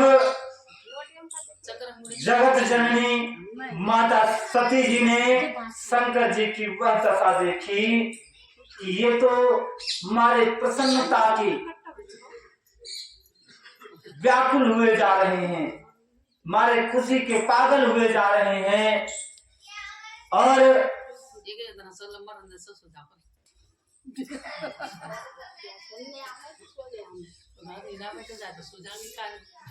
भगवान भोलेनाथ की ये अवस्था हो गई है कि वो कभी तो नाचते हैं, कभी तो प्रभु की जय जयकार करते हैं। सच्चिदानंद परम धाम प्रभु श्री राम जी की जय जयकार करते हुए बड़े प्रफुल्लित होते हुए जा रहे हैं। सती जी ने जब यह दशा देखी तो उनके मन में फिर संदेह उत्पन्न हो गया, तीसरी बार संदेह उत्पन्न हुआ। आज माता सती के मन में संदेह उत्पन्न होता जा रहा है। और जब एक स्त्री को अपने पति के व्यवहार पर संदेह उत्पन्न होने लगे तो आप यूं समझ लीजिए स्त्री के विनाश का समय निकट आ गया है। जब किसी भी स्त्री को अपने पति के आचरण पर, व्यवहार पर संदेह होने लगे तो आप यूं मान लीजिए कि उसके रिश्ते में खटास तो आ ही रही है, परंतु उसका विनाश का समय भी निश्चित हो चुका है और दुर्गति। क्योंकि एक स्त्री को अपने पति पर अविश्वास नहीं होना चाहिए, क्योंकि पति पत्नी का रिश्ता विश्वास पर टिका होता है। विश्वास नहीं तो रिश्ता नहीं। एक गुरु शिष्य का रिश्ता भी विश्वास पर टिका होता है। ये दोनों संबंध, गुरु और शिष्य और पति और पत्नी, ये दोनों ही संबंध अटूट होने चाहिए। इनका विश्वास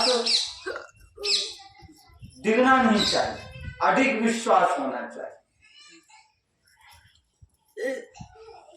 तो आज इस थोड़े से समय में जगत जननी माता सती को जो शक्ति स्वरूपा है उनको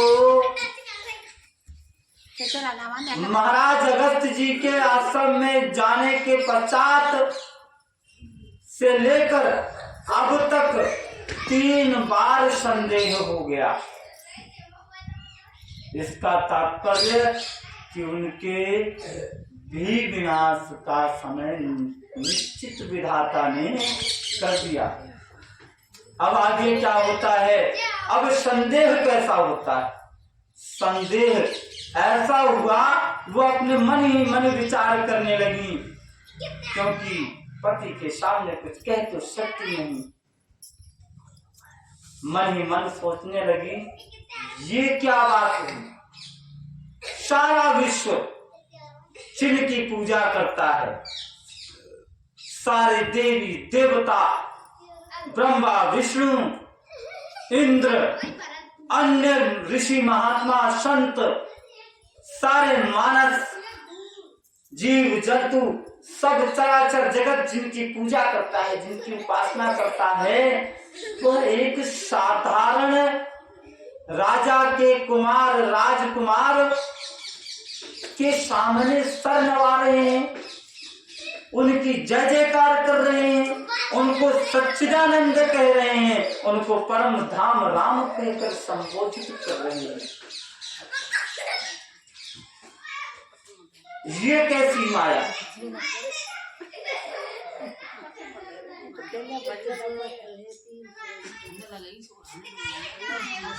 अब तक, और ऐसा प्रेम कि बहुत दूर निकल आए, और अब तक इनका प्रेम कम होने का नाम ही नहीं ले रहा है।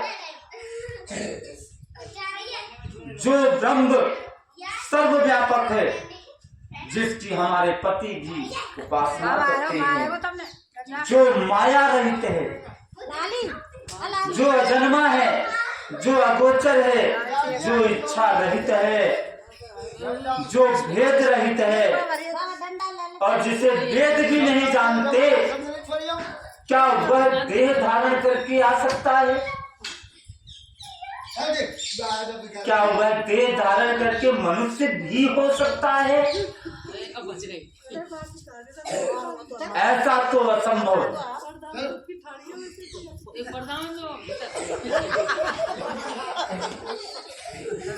ऐसा तो असंभव है, और ऐसा संदेह माता सती के मन में घर कर गया।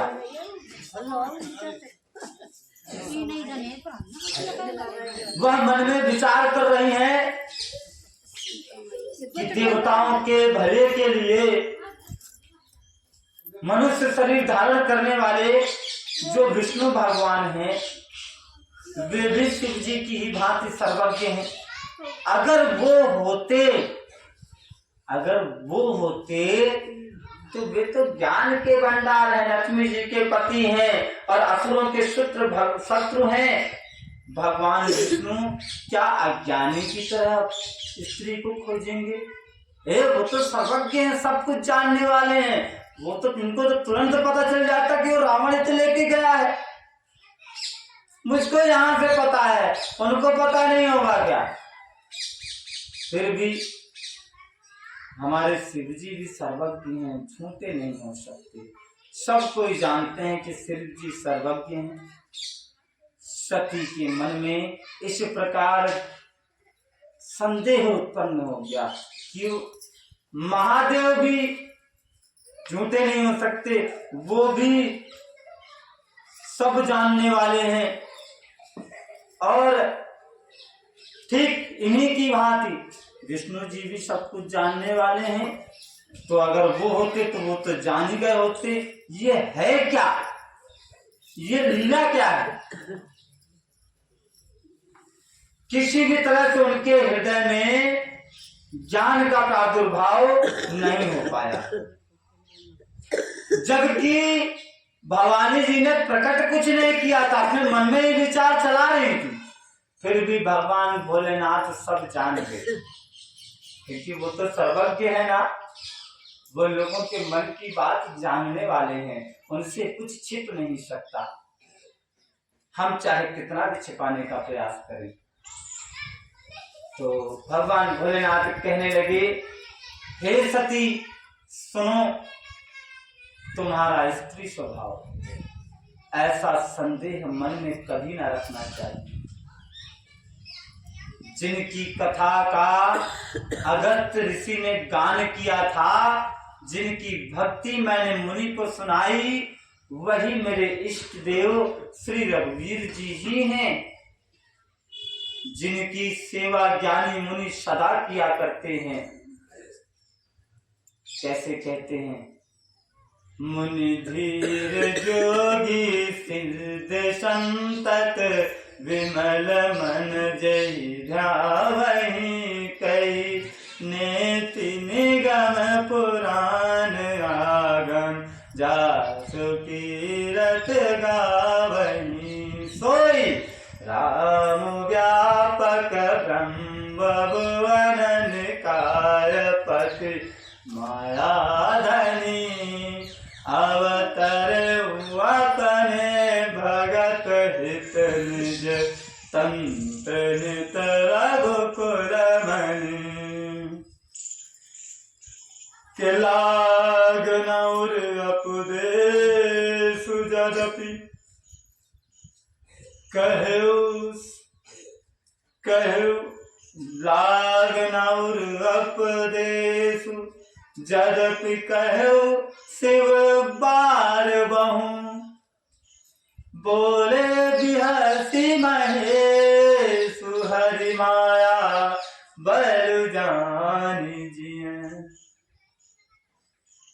भगवान भोलेनाथ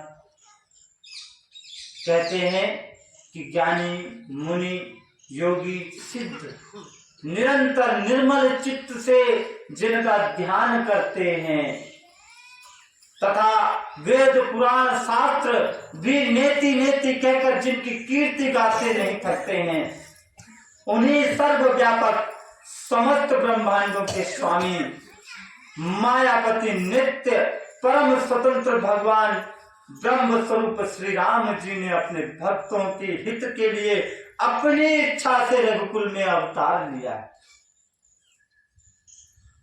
यद्यपि भगवान शिव ने बहुत बार माता सती को समझाया, फिर भी सती जी के हृदय में उनका उपदेश बैठ नहीं पाया। तब महादेव जी ने मन में भगवान की माया का बल जानकर मुस्कुराते हुए बोले कि जो तुम्हारे मन अति संदेह तो किन जाय परीक्षा ले, तब लगी बैठी हूँ बट छाई, जब लगी तुम मोहि पाही। कहते हैं कि जो तुम्हारे मन में बहुत संदेह है, अगर तुम्हारे मन में संदेह ही है, संदेह घर कर बैठा है, उस संदेह को दूर करना आवश्यक हो गया है। भगवान भोलेनाथ जान गए कि माया है और माया कुछ ना कुछ करावेगी, और जब माया कुछ करावेगी तो ईश्वर की माया, ईश्वर जाने, जो होना है होने दो। तो बोले आपके मन में संदेह घर कर गया है, अब आप ऐसा क्यों ना कर ले कि परीक्षा ले आओ। हम तो इन्हें हमारा राम जी जानते हैं, आपको लगता है कि ये साधारण राजकुमार हैं, तो आप परीक्षा क्यों ना ले लो। और जब तक तुम लौट कर नहीं आओगी तब तक मैं इस वट के वृक्ष के नीचे बैठा हुआ हूं, आपका इंतजार कर रहा हूं, मैं नहीं जा रहा हूं कहीं।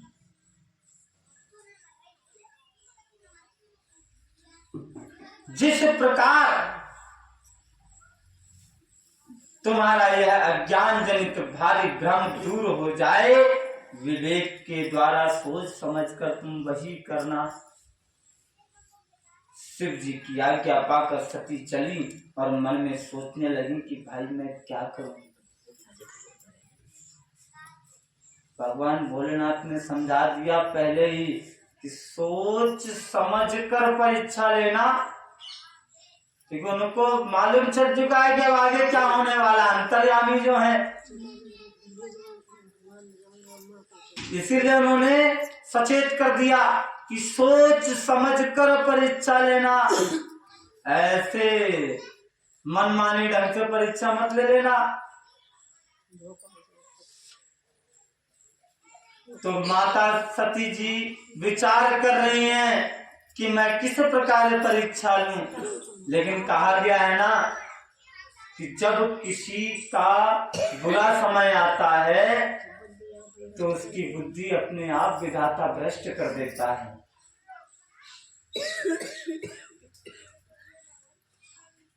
इसी चीज को समझकर भगवान भोलेनाथ जी ने अनुमान लगा लिया। और क्या अनुमान लगाते हैं? तुलसीदास जी कहते हैं कि यहाँ शंभु अस मन अनुमाना, दक्ष सुता कहूं नहीं कल्याणा। यहीं पर भगवान भोलेनाथ ने अनुमान लगा लिया कि अब दक्ष सुता का कहीं भी कोई भी कल्याण नहीं हो सकता। अब इनके विनाश का प्रारंभ हो चुका। कि मोरे कहे न संशय जाही, विधि विपरीत भलाई नारी। कि मेरे समझाने पर भी, जिसको समस्त विश्व आदि गुरु शंकराचार्य कहता है, उन महादेव के समझाने पर भी अगर कोई व्यक्ति नहीं समझ पाया तो फिर विधाता के विपरीत भलाई नहीं हो सकती। इसका मतलब जो व्यक्ति जो स्त्री अपने पति की बात नहीं समझ सकती, जो शिष्य अपने गुरु की बात नहीं समझ सकता, तो फिर उस शिष्य और उस स्त्री की भलाई बिल्कुल नहीं हो सकती। तात्पर्य सिद्ध हो चुका है कि उसका विधाता ने ही उसकी मति पलट दी, उसकी कुगति लिख दी। जो स्त्री अपने पति के विपरीत जा रही है, जो शिष्य अपने गुरु के विपरीत जा रहा है, जो पुत्र अपने पिता के विपरीत जा रहा है, तो इन तीनों की गति विधाता ने बिगाड़ दी।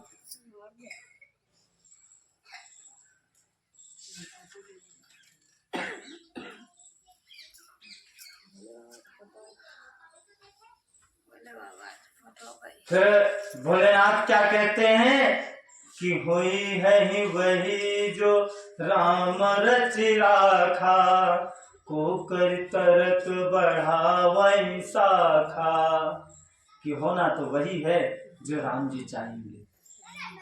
हमारे आपके करना करना कह के कि मुझे ये काम करना है, मुझे ये काम करना है, मुझे ये काम करना है, हम प्रयास तो कर सकते हैं और करना भी चाहिए, लेकिन होना वही है जो राम जी ने पहले ही तय कर रखा है। अस कही लगे जपन हरि नामा, गई सती जहां प्रभु सुख दामा। ऐसा विचार करके भगवान भोलेनाथ राम नाम का जाप करने लगे और माता सती प्रभु श्री राम जी के समीप पहुंच गई। सती जी बार बार मन में विचार कर रही हैं कि क्या करूं जिससे मैं इन दोनों कुमारों की परीक्षा ले सकूं। बहुत विचार करने पर एक विचार मन में आता है, अकस्मात ऐसा क्यों ना करें कि ये जिसकी तलाश में घूम रहे हैं, मैं उसी का स्वरूप रख के पहुंच जाऊं। अगर ये ब्रह्म है तो जान जाएंगे, और अगर ब्रह्म नहीं होंगे तो नहीं जान पाएंगे। ऐसा विचार आते ही माता सीता जी का रूप धर के उस मार्ग की ओर आगे आगे चलने लगी जिससे सीता जी के विचार अनुसार मनुष्यों के राजा रामचंद्र जी आ रहे थे। सती जी के बनावटी वेश को देखकर लक्ष्मण जी चकित हो गए। लक्ष्मण जी भी जान गए, आश्चर्यचकित हो गए। यह तो नहीं जान सके कि कौन, मगर यह जान गए कि ये हमारी माता सीता जी नहीं है, क्योंकि हमारी माता सीता अकारण और अकेले आगे आगे नहीं जा सकती। वो तो सदैव भैया राम के पीछे चलने वाली है, और ये पत्नी का कर्तव्य है, धर्म है पति के पीछे चलना, पति के कदमों का अनुसरण करना, ना कि पति को मार्ग दिखाना। पति के आगे आगे नहीं चलना है, पति के पीछे पीछे चलना है। और पुराने जमाने की बात, हमारे आंखों देखी बात है, जब बच्चे हुआ करते थे हमेशा जब कहीं कोई जाता घूमने तो स्त्री पीछे पीछे और आदमी आगे आगे। पैदल, पहले पैदल चलना होता, लंबा सफर होता, बस से उतरे तो आदमी आगे आगे और मैया पीछे पीछे। तो यह मर्यादाएं भी बताई जाती हैं कि हमको अपने परिवार में अपने परिवारी जनों के साथ किसको किसके साथ कैसा व्यवहार करना चाहिए।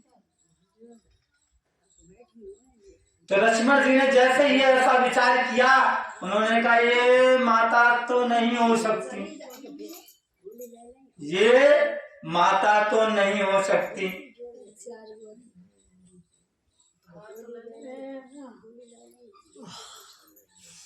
उनके हृदय, लक्ष्मण जी के मन में भी भ्रम हो गया, वे गंभीर हो गए, कह नहीं पा रहे थे कुछ भी। लक्ष्मण जी तुरंत रघुनाथ जी के पास पहुंचे, क्योंकि वो राम जी को जानते थे, उनके प्रभाव को भी जानते थे। तो राम जी को बताया कि भगवान ये देखिए सामने कौन। राम जी ने देखा, सब कुछ जानने वाले, देखने वाले, सबके हृदय को जानने वाले देवताओं के स्वामी भगवान श्री रामचंद्र जी शक्ति के कपट को जान गए, और जान करके पहुंचे और उनसे हाथ जोड़कर सर्वप्रथम उनको प्रणाम किया, उनको माता कहकर संबोधित किया। और स्त्री भाव का असर तो देखो कि वहां उन सर्वज्ञ भगवान के सामने भी सती जी छिपाव कर रही हैं, अभी भी अपराध कर रही हैं। अपनी माया के बल को हृदय में बखान कर श्री रामचंद्र जी हंसकर कोमल वाली से बोले, प्रणाम किया और अपने पिता का नाम बता करके अपना परिचय दिया कि मैं दशरथ नंदन राम आपको प्रणाम करता हूं। हे माते, आप अकेले और भगवान भोलेनाथ कहाँ हैं? ए भैया, हम हमारी सीता को यहाँ छोड़ गए कुटिया में, और वापस आए, अकेली छोड़ के गए तो पाई ना, और भगवान भोलेनाथ कहाँ गए? तुम्हें कोई ना उठा ले जाए। जैसे ही बोले, आप यहाँ अकेले वन में क्यों फिर रही हैं? जैसे ही माता सती ने राम जी के वचन सुने, माता सती जी को भारी संकोच हुआ कि राम वचन मृदु गूढ़ सुनी, उपजायति संकोच, सती सभीत महेश पही, चली हृदय बड़ सोच। भगवान राम जी बड़ी मधुरता के साथ उनसे जब ऐसा सवाल करने लगे कि कहाँ है भगवान भोलेनाथ, तो राम जी के रहस्य भरे वचन सुन करके सती जी जान गई कि शिव जी, हमारे पतिदेव जो बात कह रहे थे वही सत्य है, यही परम सत्या है। इन्होंने तो मुझे देखते ही पहचान लिया, ये तो मुझसे बड़ा भारी अपराध हुआ कि मैंने मेरे पति की बात पर विश्वास नहीं किया। अब उनके मन में डर बैठ गया, वहां से चुपचाप उनको प्रभु श्री राम जी को नमस्कार करके चुपचाप डर के मारे शिव जी के पास चल दी। उनके हृदय में बड़ी चिंता हो रही थी, क्योंकि भय घुस गया। अब उनके घर में भय ने वास कर लिया, क्योंकि उनसे अपराध बन गया। अब वो मन ही मन विचार कर रही हैं कि मैं शंकर कर कहा न माना, निज अज्ञान राम पर आना, जाई उतरु अब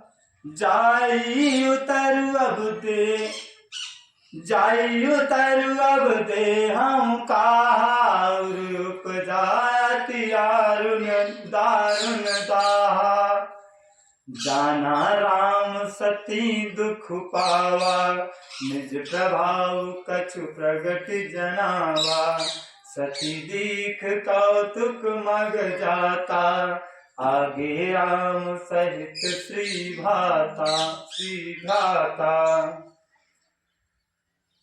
सती जी मन में विचार कर रही हैं कि मैंने भोलेनाथ का कहना नहीं माना, अपने अज्ञान का श्री रामचंद्र जी पर आरोप किया। अब जाकर मैं भगवान भोलेनाथ जी को क्या उत्तर दूंगी। यूं सोचते सोचते सती जी के हृदय में अत्यंत भयानक जलन पैदा हो गई। प्रभु श्री राम जी अंतर्यामी थे, वो तो अंतर्यामी है। उन्होंने झट से ही जान लिया कि सती जी को दुख हुआ है। मैंने उनको पहचान लिया, ऐसा जानकर उन्हें दुख हुआ, उन्हें भारी दुख हुआ। तब उन्होंने अपना कुछ प्रभाव दिखाया। और क्या प्रभाव दिखाया कि सती जी ने मार्ग में जाते हुए यह कौतुक देखा कि श्री रामचंद्र जी और सीता जी और लक्ष्मण जी उनसे आगे आगे चले जा रहे हैं। इस अवसर पर सीता जी को इसलिए दिखाया कि सती जी श्री राम के सच्चिदानंदमय रूप को देखें, क्योंकि जिन सीता जी के वियोग में अभी भटक रहे थे वही सीता जी क्षण मात्र में साथ से नहीं करो, उतार के पट जाएगा। कैसे हो सकता है। वियोग और दुख की कल्पना जो उन्हें हुई थी वह दूर हो जाए तथा वे प्रकृतिस्थ हों। फिर पीछे की तरफ उन्होंने मुड़कर देखा कि ये अभी तो मैं पीछे छोड़कर जा रही हूँ और ये मुझे आगे पा रही हैं। तो पीछे देखा था वो क्या है, उन्होंने मुड़कर पीछे फिर देखा तो वहां भी माता सीता, राम जी और लक्ष्मण जी। अब वो जिधर देख रही हैं उधर ही सीता, राम, लक्ष्मण जी। अब एक और लीला, क्यों सीता, राम, लक्ष्मण जी तो आराम कर रहे हैं, सुंदर वेश में हैं और सिद्ध मुनीश्वर उनकी सेवा कर रहे हैं। सती जी ने अनेकों तो शिव देखे, अनेकों भोलेनाथ देख लिए, अनेकों सती देख ली, अनेक रूप में, अनेकों ब्रह्मदेव देख लिए, अनेकों विष्णु भगवान देख लिए, सबके अनेक अलग अलग स्वरूप देख लिए, मगर एक थे तो केवल माता सीता जी, माता जानकी, प्रभु श्री राम और लक्ष्मण, इनके ही एक स्वरूप पाए। अन्यथा शिव जी भी कई थे मगर सबके स्वरूप भिन्न थे। ब्रह्मा जी कई थे, उनके स्वरूप भिन्न भिन्न थे। विष्णु जी कई थे, उनके स्वरूप भी भिन्न भिन्न थे। सिर्फ परम ब्रह्म प्रभु श्री रामचंद्र जी के शरीर एक थे, एक से दिखते थे। अच्छा, सारे ब्रह्मा विष्णु महेश उनकी सेवा में लगे थे। अब जैसे ही सती जी ने देखा कि सारे देवी देवतागण श्री राम जी की सेवा कर रहे हैं, उनके चरणों की सेवा कर रहे हैं, तो सती विधात्री इंदिरा देखी अमित अनूप, जय जय वेद आजादी सुर, तेहि तेहि तन रूप।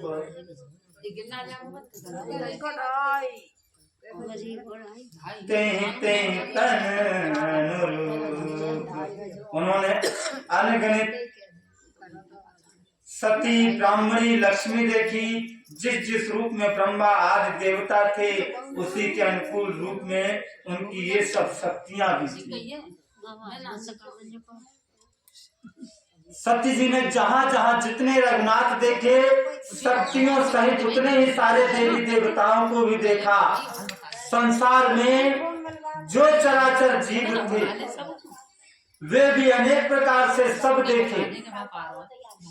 उन्होंने देखा कि अनेकों वेश धारण करके देवता प्रभु श्री रामचंद्र जी की पूजा कर रहे हैं, परंतु श्री रामचंद्र जी का कोई दूसरा रूप नहीं। सीता सहित सबके अनेकानेक, सबके अलग अलग रूप हैं, मगर सिर्फ श्री रामचंद्र जी का रूप, जितने भी उनके अंग थे सबका एक ही रूप था, वो भिन्न नहीं थे, वो एक थे।